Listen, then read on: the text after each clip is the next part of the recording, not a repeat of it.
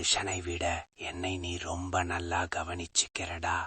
எனக்கு இந்த மாதிரி ரொமான்டிக்கா பேசணும், பழகணும், ஒருத்தருக்கு ஒருத்தர் மனசு விட்டு பேசிக்கணும்னு என்னிடம் அவளது ஆசைகளை பகிர்ந்து கொண்டாள் என் தோழி தேவி.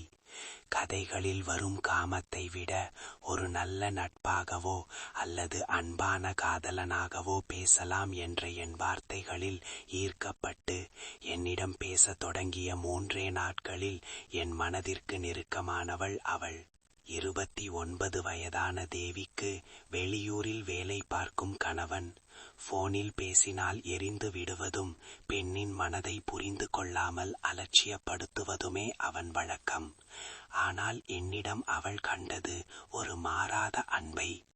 சிவகாசியில் வசிக்கும் எனக்கும் அதே 29 வயதுதான். தேவியின் அழகை பற்றி சொல்ல வேண்டுமென்றால் அவள் ஒரு கட்டழகு தேவதை. பிரகாசமான மேனி, கச்சிதமான உடல்வாகு என பார்ப்பவரை சொக்க வைக்கும் பேரழகி. சேலையில் தேவதையாகவும் மாடர்ன் உடையில் சிலையாகவும் தெரிவாள். ஆரம்பத்தில் சாதாரண பேச்சாக தொடங்கினாலும் 3ஆம் நாள் வீடியோ காலில் எங்கள் நெருக்கம் அதிகமானது. வார இறுதியில் அவள் வீட்டிலேயே சந்திப்பது என முடிவானது.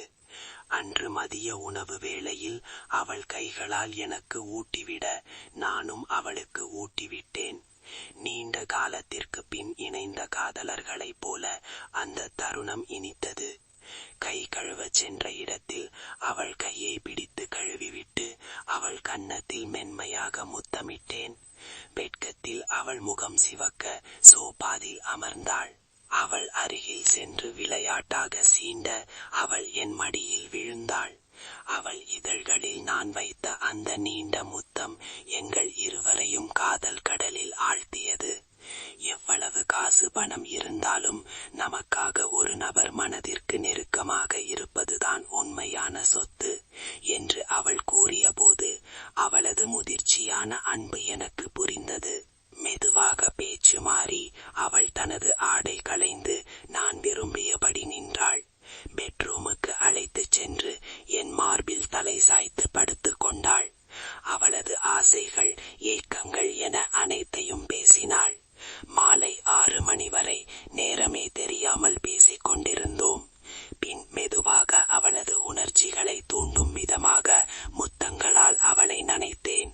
ஒரு பெண்ணுக்கு சரியான ஆணும் அவளை மதிக்கும் தன்மையும் கிடைத்தால் அவளுக்குள் இருக்கும் காதல் தேவதை தானாகவே வெளிப்படுவாள் என்பதற்கு தேவி ஒரு சான்று. எங்கள் இருவரின் உடல்களும் ஒன்றிணைய தொடங்கின. அவளது உடலின் ஒவ்வொரு அங்குலத்தையும் நான் ரசிக்க அவளது முனகல் சத்தம் அந்த அறையெங்கும் எதிரொலித்தது. டே, சூப்பரா பண்றடா, எனக்கு ரொம்ப பிடிச்சிருக்கு, ஐ லவ் யூடா என்று அவள் கிசுகிசுத்த வார்த்தைகள் எனக்கு இன்னும் உற்சாகத்தை தந்தன. அவளது கால்கள் என்னை இறுக அணைத்துக் கொள்ள 1 மணி நேரத்திற்கும் மேலாக நீடித்த அந்த இன்ப போராட்டத்தில் நாங்கள் இருவரும் கரைந்தோம். முடிவில் அவள் என்னிடம் ஒரு வேண்டுகோள் வைத்தாள். கடைசி துளி வரை எனக்குள்ளேயே இருக்கணும், நான் அதை முழுசா அனுபவிக்கணும் என்றாள். ஒரு பெண்ணின் திருப்தியே ஆணுக்கு பெருமை. அப்படியே செய்தேன். பின்னர் அவளை கட்டியணைத்து ஐ லவ் யூ டூ என்றேன். அன்று இரவு முழுவதும் அவளுடனே தங்கி விடிய விடிய காதலில் திளைத்தோம். காலையில் இருவரும் ஒன்றாக குளித்து அவள் கையால் சமைத்த உணவை உண்டு